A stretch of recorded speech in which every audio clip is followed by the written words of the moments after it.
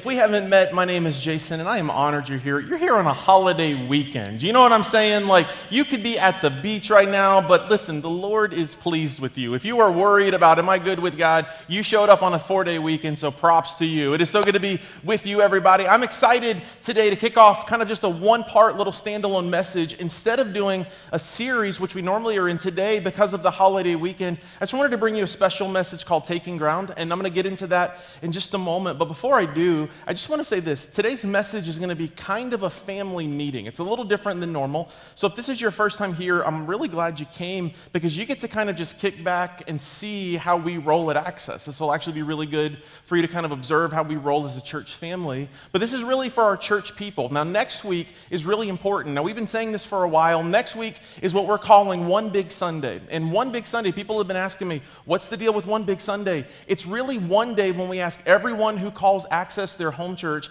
It's the Sunday we ask you to bring someone that doesn't come to our church or doesn't go to church, not just to our church, but doesn't go to church. And I want you to be sitting next to them. And I know churches teach a lot about the importance of reaching the lost, and it's so important. In fact, we'll talk about that some today. But here's one thing you need to know. I just wanted to make it easy. I wanted to make it something that all of us can do. So I'm asking that twice a year, you be sitting next to someone who doesn't have a relationship with God or isn't connected to a church. And I'm asking that next Sunday be that Sunday. And if we all partner together, it'll be amazing what we can do. And if you're here and you're new, let me tell you what we're going to do next Sunday. On Easter Sunday, I did a survey. We got hundreds of responses from people. It was awesome. And we took those responses and we boiled them down to the 4 most popular questions. And we just said, you can ask about anything you want to hear a message about. What do you want to hear about? And we're calling that series Asking for a Friend. And I'm really excited about this. We kick this off next Sunday, and I'm just going to tell you what the topic is. The number one overwhelming topic we got from people was about forgiveness. And if you're here and you struggle with this in any way, and the reality is all of us do or will at some point, I'm begging you, be here next Sunday. It's going to be awesome as we kick that off, okay? Now, in a moment, I'm going to pray, but I want to tell you one last thing before we jump in, because this is just, you amaze me as a church. Every year in December, we receive one big special offering, and we only do that once a year because we don't want to be that church where we're always hitting people up for money or shaking them down on the way out. But we receive one special offering, and every penny of it goes into a separate account so that every penny of it goes out to meet needs around the country and around the world. And you've seen the devastation, haven't you? Have you seen what's happening in Houston? I have a friend who attends our church who had been in Houston for several months because of work stuff. And he said this, and I haven't seen this anywhere else, but he said Hurricane Katrina was just devastating years ago. And this hurricane, the one that just hit in Texas, Harvey, dropped literally 4 times as much water as what was dropped on Katrina. And so there's churches that are completely closed down right now. There's people that aren't able to gather together. There's people that have lost everything. One of my buddies is a pastor there named Brandon, and he said this. He said, literally half of my church has completely lost everything. It's heartbreaking. And so we were able to give because of your generosity, and I don't say this as a way to ask you to give anymore. I'm just telling you, you've already given. It's awesome. Because of your generosity, we were able to invest significantly through that church, and every penny is going to go to meet needs. I just love that. I love that because of your generosity, we don't have to be reactive. We don't have to wait for something to happen and then say, let's collect something or let's give something, but instead, we can be proactive. You gave already, so we're able, because of your generosity, to meet needs and to be a blessing there. So props to you. You're awesome. Let me do this. Let me pray, and we're going to pray for those people there in Houston as well, and then let's just get to work on this Taking Ground message, everybody. Let's pray. God, thank you so much for just a generous church, the kind of church who says, well, you've given us all the resources, you're our source and you're our provider, so we just want to invest back into what you're doing in our church, through our church, and around the world. God, I thank you that because of the generosity of these amazing people, we were able to be a part of the solution. We were able to bring light into an increasingly dark kind of situation. So God, today we unite our hearts and we just pray for those people in Texas, the people like the people from my friend's church who have lost everything, those who are wondering how to piece back the broken parts of their life.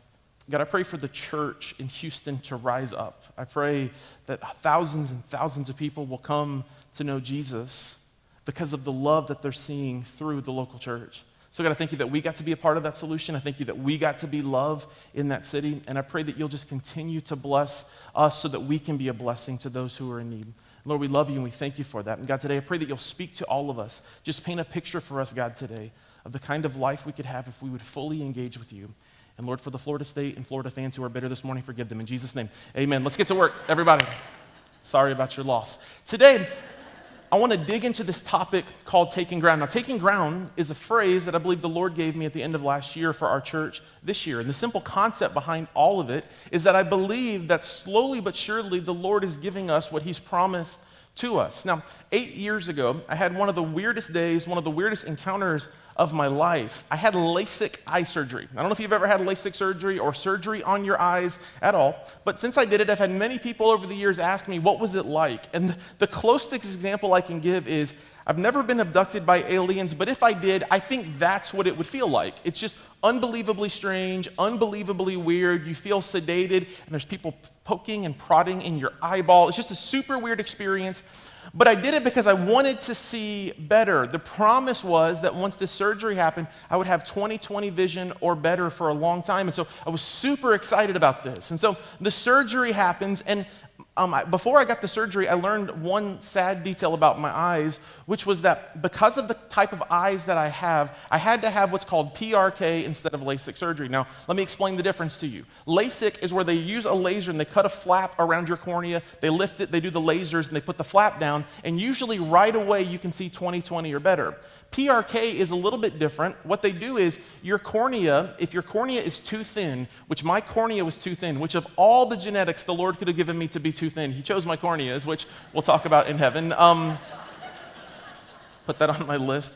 Because your cornea is too thin, they have to actually shave it off, which is way worse than it sounds even. And so they shave my cornea off, do the lasers, and they put a corrective lens over it. Now, funny side note before I get to the point of the story. To do the surgery, they give you like a medication called Valium, which helps to kind of temper you and knock you out. And so after the surgery, I went back to a hotel room. My brother Mike drove me to the hotel room, and I just took a nap. I fell asleep, and I slept for 8 hours straight. After a morning surgery, I slept for 8 hours. And when I woke up, I'll never forget this. It was the trippiest moment of my life. I wake up and turn the TV on, and it was the day Michael Jackson had died, and every channel was like, Michael Jackson dead, Michael Jackson dead, Michael Jackson has died.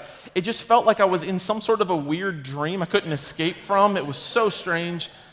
Anyway, so here's the reality. Because I had to have the PRK surgery instead of the LASIK surgery, because I had to have that, the doctors told me that there would be about a week to 2 weeks where I wasn't able to see good, but he said, but don't worry, your sight will come back and it'll be better than ever. So for a week or two after the surgery, I could kind of see. I was very blurry. I probably shouldn't drive. I did a little bit, don't tell anybody, but I shouldn't drive.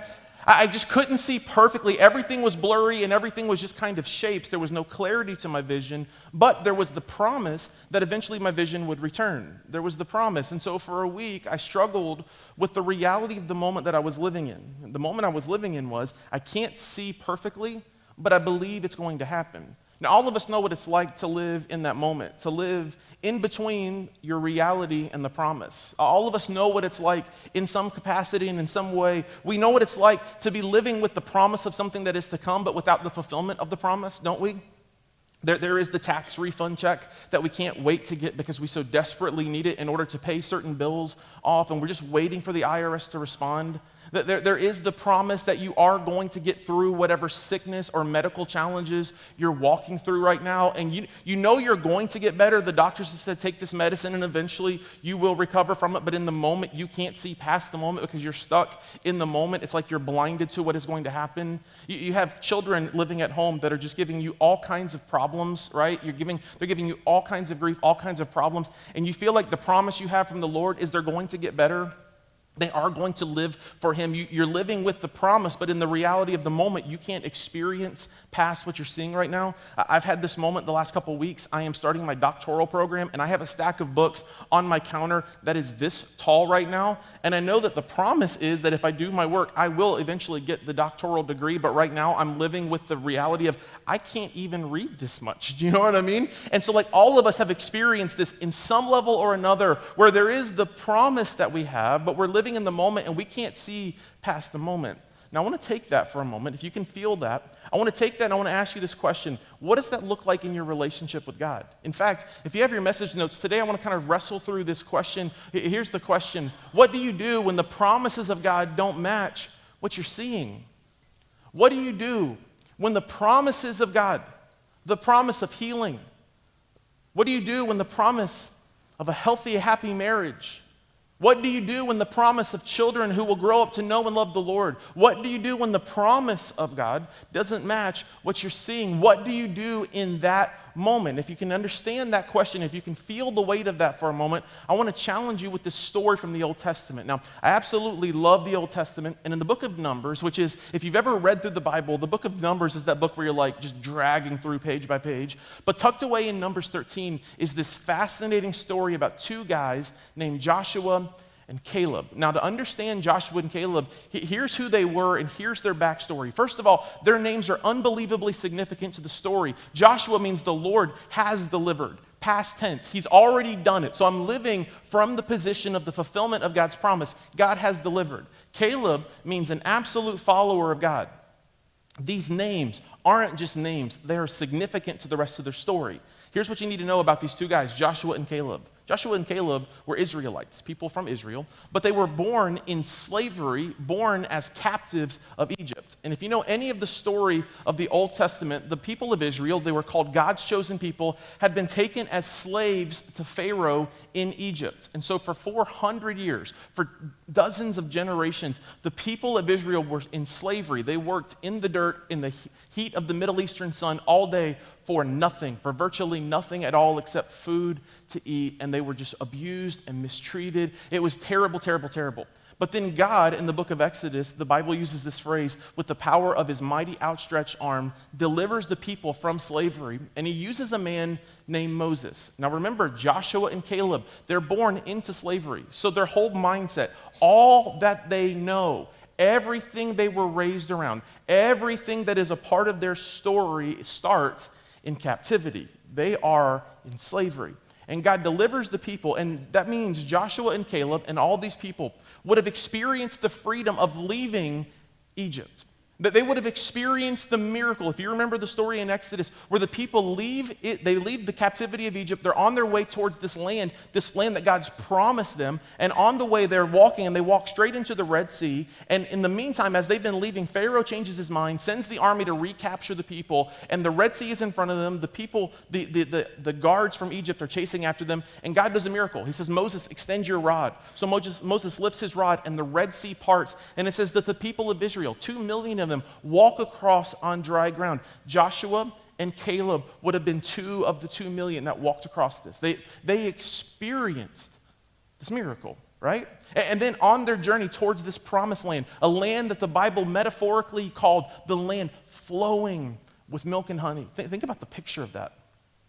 Milk, which is rich, honey, which is sweet, the land that's going to meet all their needs, the land that is going to be opulent, that is going to give them all the provision. Everything that they need is in this land, and they're on their way towards the land that God has promised them. They can't see the promise yet. And on the way, some miracles continue to happen. There's a point when they don't have food, and what does God do? He provides manna, which is this perfect bread-type substance from heaven for them to eat. Even at times when they complain about not having meat, he provides meat in miraculous ways. In other times along their journey, they are getting baked by the sun, and so the Lord provides a massive cloud cover by day. And then at night, when the sun goes away and it got cold, he provided clouds of fire to keep them warm. I mean, God does miracle after miracle after miracle. Okay, now I want you to pay attention to this question, okay? If you were Joshua and Caleb, if you were one of the 2 million people who walked across the Red Sea, you had been delivered from slavery, you parted the Red Sea and you walked across it on dry land, you saw God provide the clouds by day and the fire by night, you got all the food from God, wouldn't you just trust God at this point? Wouldn't you just be like, God, whatever you ask, I got your back, because you've done it over and over and over for me. But the people of Israel are on their way towards the promised land, and they come to this place where they get close to it, and Moses, in Numbers chapter 13, does something that I find interesting. Moses, this great leader, this great general of the faith, he calls together 12 of the leaders of the people of Israel. And he says, here's what I want you to do, guys. I want you to go spy out the land, this land called Canaan, the promised land. I want you to go spy it out first, because there's people living in this land that God has promised to us, okay? But then Moses does something interesting. If you go back and read it for yourself, it's almost like he sows the seeds of doubt in the people. He's like, go see if we'll be able to do it. Go see if they're bigger than us. Go see if we even have a fighter's chance. He sows the seed of doubt in them. I feel like, it's easy to say this from our perspective, but I feel like Moses should have just simply been like, Are you kidding me? God's given us everything. He's walked with us this whole way. He's provided for us. Of course, he's going to give us the fulfillment to the promise that he's made. But Moses sows the seed of doubt. The people of Israel, they gather these 12 leaders, and these 12 leaders are going to go and they're going to spy. Now, where we're going to pick up in Numbers chapter 13 is the people of Israel, the 12 of them that were selected, they're going out. Now, of the 12, 2 are the guys we've met, Joshua and Caleb. The other 10 had experienced the same miracles Joshua and Caleb had, and that's where we pick up in Numbers chapter 13. We're going to read a lot of verses that says this. Verse 25, after exploring the land for 40 days, the men returned. They returned to Moses, Aaron, and the whole community of Israel at Kadesh in the wilderness of Paran. I love that the Bible gives us these real places because it implies that this isn't a story that's just a fairy tale. This is a real story about real people in a real place. These people reported to the whole community what they had seen and showed them the fruit that they had taken from the land. This was their report to Moses. We entered the land you sent us to explore, and it is indeed a bountiful country. Remember the language that was used about it? It is a bountiful country, a land flowing with milk and honey. Here's the kind of fruit it produces. In other verses that are kind of before and after this, it references how big and how opulent the fruit was. Like, think about this. Like, they said at one point it talks about a cluster of grapes that required 2 men to carry it. That's how bountiful, that's how much richness was in this land. Verse 28, but the people, they say this, it's everything you wanted it to be. It's flowing with milk and honey. The fruit, it's hard to describe how amazing it is. And they use this word, but. It's like, but in spite of everything we just said, but the people living there, they're powerful. Their towns are large and fortified. You start to see fear enter their voices. We even saw giants there, the descendants of Anak. And I don't know who that is, but he sounds awesome and big. Verse 30, but Caleb tried to quiet the people as they stood before Moses. So here you have Caleb. Remember, Caleb's name is an absolute follower of God. It's like whatever God asks us to do, whatever he tells us to do, I'm going to do it. God had promised them this land, but they were living between the vision and the promise. They were living between the reality and the fulfillment of the promise that God was going to make. So everyone, the 10 other people besides Joshua and Caleb, they're negative. They start talking about how big the people are, how unbelievably fortified and strong the city is. And Caleb speaks up. He says, let's go at once to take the land. Let's do whatever it takes. Let's take ground. This is the land God's promised us. Let's do whatever it takes. We don't need to wait back. Yes, the people are big. Yes, it's everything that they described it to be, but God has promised it to us. Now, here's the question you and I have to wrestle with. What do you do with the promises of God when you don't see the fulfillment to the promises? What do you do in those moments? Caleb stands up and he says, I know what God's called us to. Let's go after it. Let's go at once and take the land. Let's take ground. Let's do what God's asked us to do. We can certainly conquer it. Listen to the faith. Listen to the resolve in his voice. Verse 31, but, here it is again, but the other men who had explored the land with him, they disagreed. You're crazy? We can't go up against them. They are stronger than we are. So they spread this bad report about the land among the Israelites. They said, listen, this is a bad report. Listen, I know what God said. I know what we think God said. They start to qualify it. I know what we think God said. And I know what Caleb is saying and Joshua. I know that they think differently than we do. But the 10 of us, remember, it's 10 versus 2. Out of 12 spies, 10 of us said that we can't do it. And they start to spread this bad report. The land we traveled through and explored will devour anyone who goes to live there. I want to just pause here for just a second and point something out to you. Negativity, in my opinion, is one of the greatest tools the enemy uses to discourage us from chasing after the dreams and the vision God's placed in our heart. Negativity is like a cancer to your dreams. It slowly but surely eats away the life from your dreams, and eventually it causes it to die. So what do these 10 spies that saw the negative side of it say? They come back and they say, we've traveled and we've explored it all, but the land's going to devour us. Now, really? That they use this big language. One of the tools you can know in your own life and when you listen to other people is people that struggle with negativity often speak in massive generalizations. That they say things like the land was so big that anyone who's there is going to be devoured by the land. Really? Because all those people that were there seem fine, that they seem to be okay. People that are negative say things like, well, no one in my family's ever gone to college. Gross generalization, but what about you? Well, alcoholism runs in my family. Okay, I get it, right? But you get to be the change agent that brings change to your family. Like, people that are negative speak in massive generalizations. The people that are negative here say, this land is going to devour anyone who goes to live there. And all the people we saw They were huge. Keep going. We even saw giants there, the descendants of Anak. There's that crazy guy. Next to them, we felt like what? We felt like grasshoppers. Again, generalization. Like I did the math on this. To be a grasshopper, what is a grasshopper? 1 inch, maybe 2 inches? Imagine how tall a person would literally have to be in order for you to feel like a grasshopper against someone. They speak, because they're spreading their negativity, they speak in massive generalizations. Next to them, we felt like grasshoppers, and that's what they thought too. You know what they thought? You talked to them, you went and talked to the enemy, they told you you seem like a grasshopper. No, that didn't actually happen. It's a generalization of someone who's speaking through the lens of negativity, right? And so here's what's happening. The people of Israel, the 12 that are chosen by Moses, they go to explore the land, and it is everything God has promised. It's flowing with milk and honey. It is opulent. There's more there than they could ever begin to wrap their minds around. But there is an obstacle in their way. Let me just say this to you. Anything worth having in your life is going to cause you to face an obstacle. Everything in your life that you want is on the other side of opposition. Maybe for you, the opposition is just fear. Like maybe your greatest dream fulfillment is directly through your greatest fear. We'll talk about fear in a few weeks. Here's the reality. For these people to encounter and take possession of the land that God had for them, they were going to have to stand up to what they saw. And how do they do that? By standing on the promises of God. So we started with the question, what do you do when the promises of God don't match what you're seeing? What do you do when you can't see the fulfillment of the promise that God has made to you? I suggest and I implore you to stand with me on the promise of God, because God, who is the giver of the promises, is also the fulfiller of the promises. He just is. Now here's the funny part of the rest of the story. This was the land God promised them, the land flowing with milk and honey. But the people, the other 10 spies who were not Joshua and Caleb, they turned the hearts of the people away from the promise of God because they could only see through a lens of no faith and negativity. So they turned the heart of the people away, and what happens next? If you know the history of this story, God just says, if you're not going to trust me, just watch how good you can do it on your own. And for the next 40 years, the people of Israel wandered around in the wilderness, never taking possession of the land God had promised them until Moses and everyone from the previous generation had eventually died. And then God uses Joshua to lead the people in. In fact, look what the next chapter says, Numbers chapter 14. Of the 12 who had explored the land, only Joshua and Caleb remained alive. Why is this? It's because there is a direct correlation between achieving the promise of God and standing on the promise of God.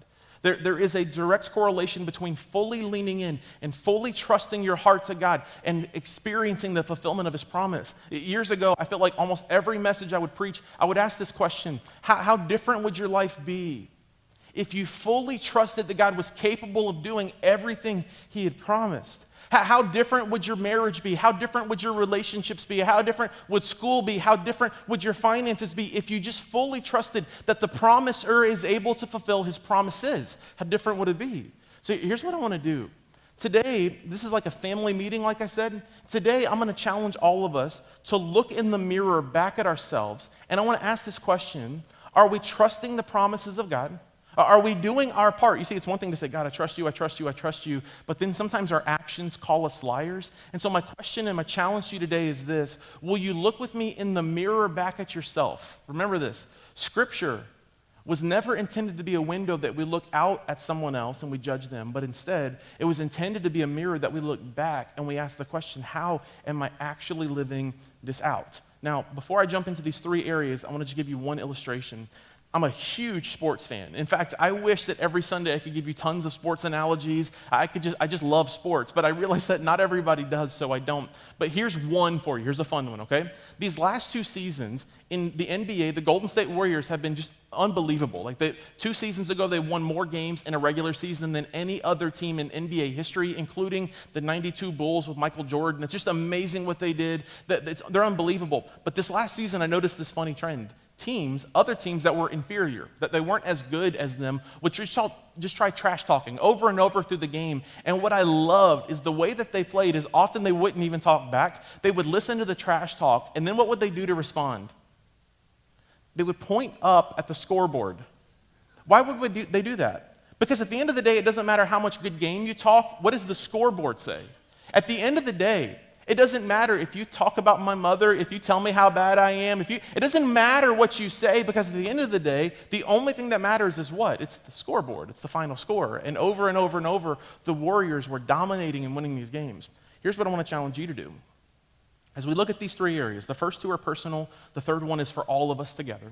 As we look at these three areas, I'm just going to ask you to look back in the mirror at your soul and ask the question, how am I actually doing with these things? Okay, the first one is this: am I taking ground in my relationships? Are you taking ground in our relationships? Here's what this looks like. As a pastor over the years, I have counseled hundreds and hundreds of people. Can I tell you what the number one thing that I counsel people on? They don't come to me for this. They don't realize that this is their struggle. Their struggle is they're lonely. Like, loneliness is pervasive in our culture. It just is. And it amazes me. We live in a culture that is so unbelievably connected because of social media and texting and the ability to feel connected, and yet we have isolated ourselves farther than any other culture in at least in American history. Why is that? It's because we're lonely and we don't know how to get out of this. I love the story of Joshua and Caleb, and this isn't like specifically mentioned in Scripture, but let me offer you a simple observation that I have of the text. 10 of the 12 only saw through the lens of negativity, but Joshua and Caleb, they didn't. I think part of the reason that they were able to stand up to that moment, part of the reason it says in verse 30 that Caleb speaks up and he says, guys, what are we doing? God has promised us this land, let's take it anyways, is because they had someone else to stand with. This is the reason the Bible uses verses that says things like, do not be unequally yoked. It's because in the Old Testament times, the ancient times, they would use oxen to plow the ground. And what they would notice is that if they had one oxen pulling a plow, he could pull about the strength of one ox. But if they took this yoke, which was this wooden device that would literally put their necks together and kind of chain them together, two could actually do more and accomplish more than two individuals. Two could really do the work of between 3 and 4 ox when they were yoked together. Scripturally, this is so important. You were never intended to do your life alone. Let me say it to you like this. This is the reason that at our church, we make such a big deal about our access groups. And I never want to be the guy who's just like commercial after commercial. We don't want something from you. We want this for you. We want you deeply, profoundly connected to other people. We want you to experience the joy that comes from being fully known so you can be fully loved. In fact, this is the reason that Jesus in the book of Matthew, that he's talking about prayer and talking about different topics, and this is what Jesus says. Again, truly I tell you that if 2 of you on earth agree about anything, that means when we pray together and we have someone we're praying with, if we agree on anything they ask for, it will be done for them by my Father in heaven. That there is something even profoundly spiritual that happens when you have deep and meaningful relationships. So here's my question to you.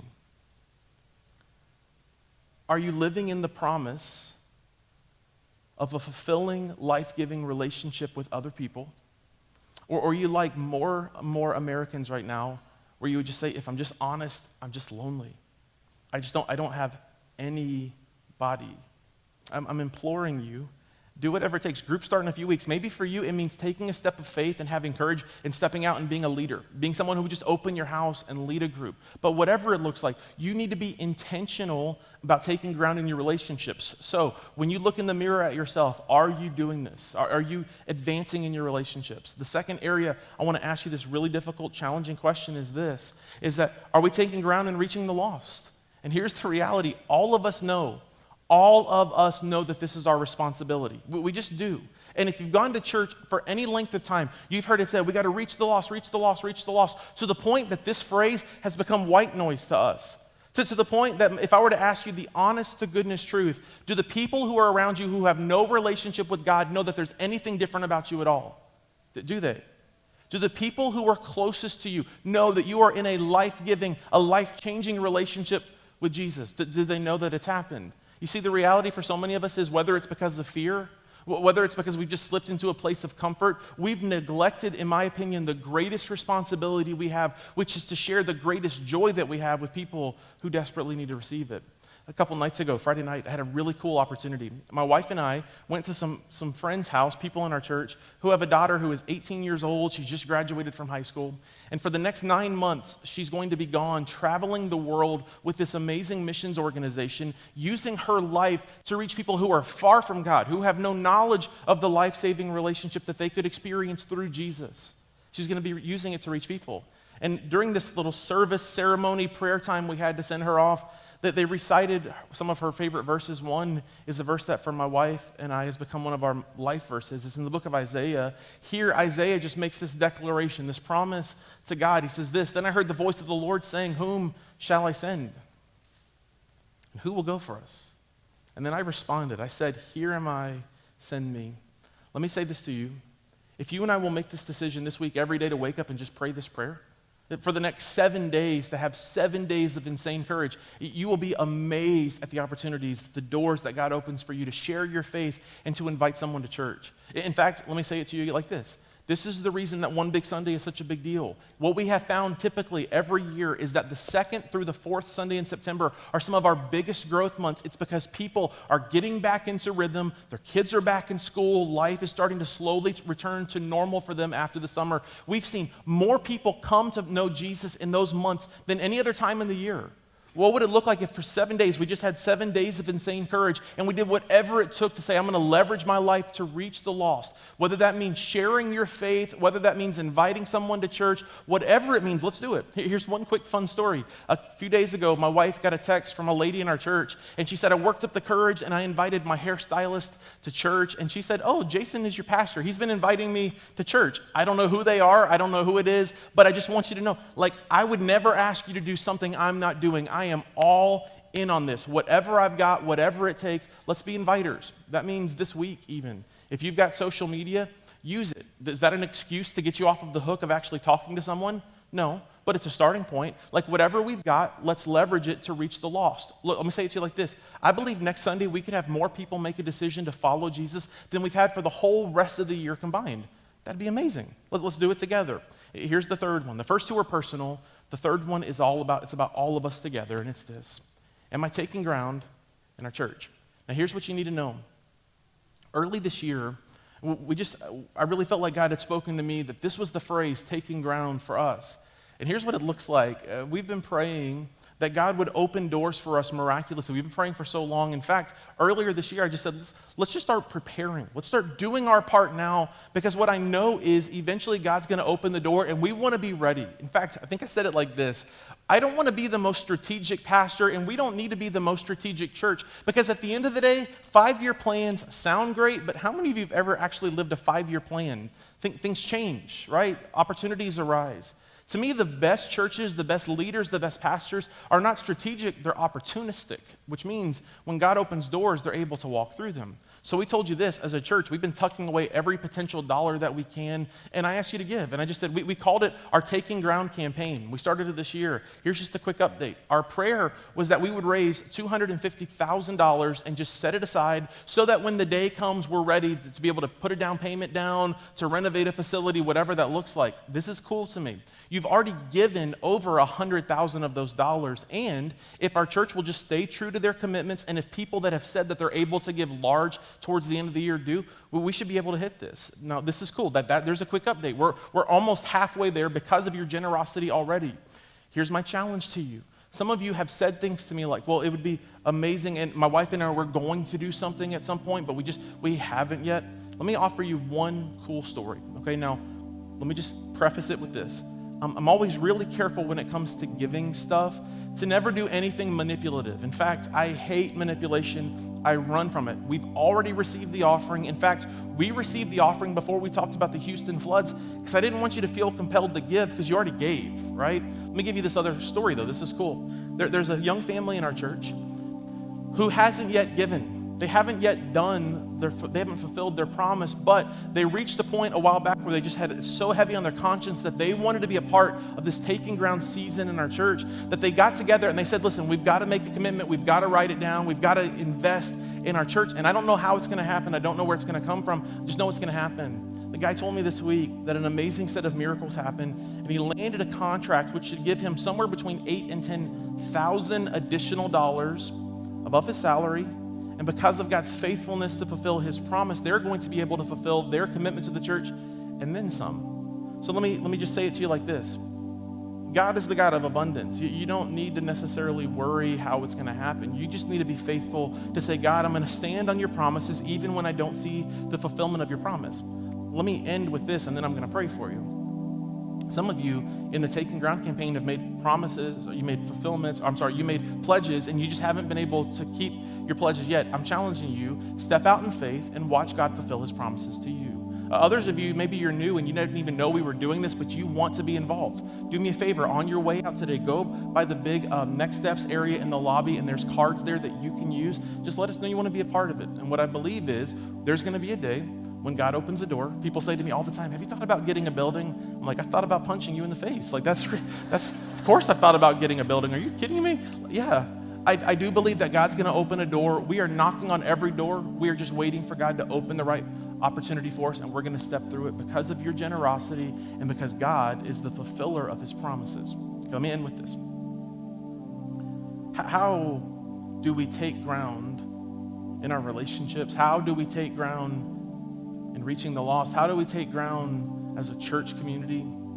It's by standing on the promises of God and then stepping out and trusting him. What is faith? Faith is trusting God and taking the next step and following him even when I don't know where the next step is, even when I don't know if I'm going to be safe, even when I don't know where the money's going to come from, even when I don't know who's going to be there, even though I don't know what it's going to cost. Faith says, God, you've told me something, and I'm going to stand on your promise, and I'm going to just take the next step and trust you and follow you.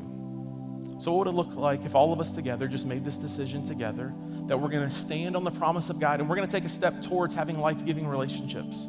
We're going to stand on the promise of God, and this week, let's just 7 days of insane courage, and we're going to go after our friends who don't know about the love of God and the purpose that he has for them. For 7 days, we're just going to make this decision. We're going to be crazy and do whatever it takes to reach people. And what would it look like if all of us as a church family said, we're going to take ground and prepare for what God has for us? How do you see the fulfillment of the promise of God when right now, in the moment, you can't see past today, you continue to stand on the promise of God and you take the next step in faith? I'm going to ask you to bow your head and close your eyes with me all across this room. I'm going to pray with you now. God, I thank you that you are the fulfiller of your promises. That when you make a promise, when you speak, that you fulfill every word you've said. So God, we trust you for that. God, there's 1,000 different avenues that we could have looked at today, of different areas where we could talk about taking ground in our life. But specifically today for these three, God, I pray that you'll give us the courage to go after the life-giving kind of relationships you have for us. Pray that we will have the courage this week, 7 days of just insane courage, to not just be inviters, but to bring someone, to share our faith with someone who desperately needs it. And God, I pray that as a church, we'll just have the courage to trust you, that if you've made a promise to us, that you're the fulfiller of the promises. So God, for those who are investing deeply, for those who are praying with us, I just pray for your richest blessings to fall on them. We love you, God, and we thank you for that. In Jesus' name.